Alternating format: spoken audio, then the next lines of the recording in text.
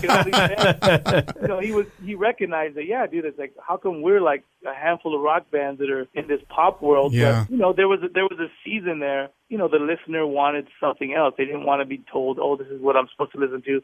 This is what you're playing. And the thing about what was real about P.O.D. is back then, we didn't have internet. It wasn't cell phones. It wasn't all this stuff. It was, I would say internet, but it wasn't just like, oh, yeah, push a button. Yeah, you had to make an effort. Had to wait by their phone and call between a certain time and over and over again so that the vote could be counted. And that's what made it real. Now you can fabricate it. Yes. You can pay anybody to do that, but back then, no, it was really the fans saying, "Hey, dude," because P.O.D. wasn't even known, bro. We weren't even on the radar. That's the only reason why we were on the mainstream radar, is because our fan base was saying, "Dude, I want you to play this video now." And then they're like, "Who the heck is P.O.D.?" So that's why. And then once we got on, then people started, catching on. Saying, yeah, I like that video.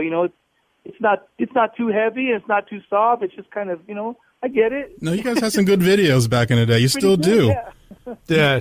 Irony. I would watch that show like every day, and I would hate on all the boy bands that got the number one spot. And I ended up marrying my wife, who is a huge Backstreet Boys fan. She has retaining orders against yes. those. She can't be within 50 feet of those boys. She's even got her 2-year-old daughter going, "Backstreet Boys, can you turn on?" I'm like, what did you do? Man. Why do you think they could make the reunion tours and still sell it? Exactly, because of your wife. Right. She's not going to invite you. She's going to invite all her girlfriends. They're going to go. Gosh. Oh, you guys have been doing like this. High school, baby. Just like high school. You guys have been doing this for 25 years or so now. Yeah. And you guys are like Papa Roach is still around, Korn's still around, Deftones is still around. You guys are still around. There's still a lot of bands that made it. Started off the same time you guys did, are nowhere to be found. How do you guys keep going and still be relevant like you are today? Then like other bands couldn't do it and fall off the map. And don't get me wrong, but we're a blue collar band. You know what I mean? Like it's almost like I think at one point we got so much attention, and it was great for them, but to some point it's almost like you get so much attention and it kind of loses its steam, Yeah. And it was weird for us because we started out, we were an underground band, and because of the MTVs, all of a sudden we're like a household band. And then now we're back to being punk rock and hardcore again, just playing wherever they'll let us play, wherever people want to show up, and it's not where some bands like you said, the Deftones and Korn, and they have kind of stayed in that pocket. Yeah. Incubus System, they've kind of stayed in that pocket, and it's like, for us, whatever the reasons are, we do it still because we love it.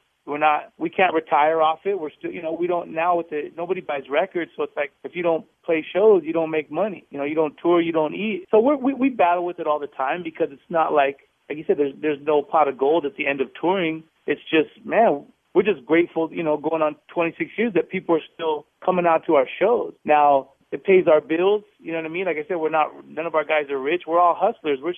We just love making music. We're not sitting pretty like most of these bands. Yeah. But at the same time, it's kind of hard to throw in the towel because you're like, man, like I said, we're going to Japan and Korea next week. Which is crazy. And it's like, I guess we're just still grateful, in a way. We're still thankful that we can still go across the world and people care. So it's a humbling thing, because we're by no means are myself or my guys rock stars, man. We're, kind of had like a resurgence just because we went through all the nonsense of labels and how fickle this industry is. It's like, when we play that show for an hour and a half or whatever, it's like sometimes that's the only time it ever makes sense. It's like, man, we're still the same high school kids jamming. We started in a garage playing for our friends, and now we get to travel like brothers. And even though we fight like brothers and we cry like, like brothers, it's like, man, we still get to do this. And so I think it's just really out of gratitude that we keep doing it. And I couldn't promise another 5 years or whatever, but we don't really think about it. We just kind of, we just keep playing. Any plans for a new album soon? I know your last album was released back in 2015. Yeah, we kind of got snuffed on that. We put our hearts into a record and bad decision with a bad label that didn't care, and those are the frustrating things with this industry, And then for us too, now is trying to figure out, dude, what does the industry want, or what do the fans want? It's like they don't buy records. It's like, should we just make music for free, or should we do like EPs? Like, what should we do? Yeah. Do vinyl? vinyl. You do have to think of music differently now because nobody does buy albums and they download. So do you make a whole album or do you just make a whole bunch of singles like other people do? Just make a single here, a single there, and just release it? I'm kind of like, why not just do a single? And if radio wants to pick it up, cool. Yeah. You know what I mean? Like, if not, whatever. But, I mean, we've been writing and we've been doing stuff and kind of just, figuring out a lot of things. But we did some songs a little bit last year, and we have some people in New York, and then we're going to work it and kind of just put it out there. And then we have labels that are talking to us. But I guess the cool thing for us, and again, not that we're sitting on piles of money or anything, but it's like, I think it's more important for us to make good decisions instead of just like, pouring ourselves out to some label that really doesn't care. So we can sit back and say, hey, do we want to do it ourselves? Do we want to, independently? Do we want to go with maybe a smaller label that is just really actually does care about the product they're pushing? I know we don't want to go to a major label because it's just, we've been there, done that. They want your next born, so it's like, that doesn't make sense for guys like us. We're working, Yeah. We're working hard, so there's a lot of decisions to be made, but we definitely are writing and we got some things up our sleeve. Yeah, it's crazy to think that albums is like an archaic term now. It is. Because every time I say album, I'm like, well, they don't really make albums, but that's what it is. Right. But I have noticed that a lot of people like make an album, but they release like 5 or 6 singles at one time. Yes, they'll release the entire album before it actually comes out. So they want you to buy the singles because they know you're not going to buy the album. But if I release 5 singles from that album, at least people can hear my music. And maybe by chance they go buy the album because they heard 5 singles that were just through on YouTube or Spotify or whatever. Or they're just following that. They're following that pop market or R&B market these pop groups, they release 2-3 singles before they even discuss releasing a record. Yeah. And that's just it. And that's what I hate about this industry. They're just copycats, dude. They're just it's not really about music. It's not even really about their artists. It's just like, dude, okay, how can I push it? What do I do? It's all business. Yeah.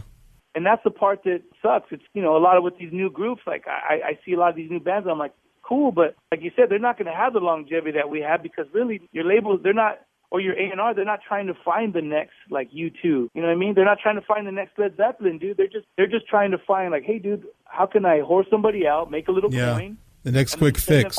Send them on their way. Brady and I were talking about this with our boss, DC, here at the station. What was it, about like a couple weeks ago? Like, try to think of a band that busted onto the scene between the year 2000 and the present, 2017, that would sell out an arena. Oh, why do you think they're always doing the pack? I mean, they never had, like now every weekend around the world there's some type of festival because that's just business saying, hey, dude, how can we get all these bands together at once and, get the consumer? So they're not creating this intimate atmosphere to say, no, dude, go to the legendary spot in our city. Led Zeppelin played there. You know what I mean? Or Hendrix played there. And keep supporting our local rock and roll venues and go to a 1,000-seater, go to a 500-seater club. And that's where the magic is. No one's pushing that anymore. They're just saying, dude, come, hey, come for the weekend. But we've trained the concert goer to think that way. It's like, why am I going to go see such and such locally, at this small club when I can go see them, drive a couple hours and go watch all these bands for 3 days? And I get it.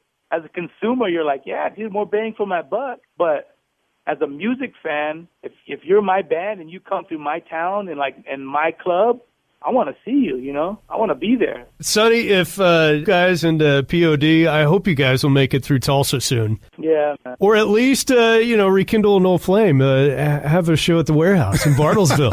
People would go nuts up there, man. Hey, to prove my point, like you said, that place doesn't exist. It doesn't exist anymore. Oh, man, I didn't realize it. Okay, yeah. It was kind of like Curly's back in the day. Yeah, well, I'm sure it's still like this tin building sitting out in It's a tin building for sure. I think it's like a pipe warehouse now. You build it, they will come. True that. Very true.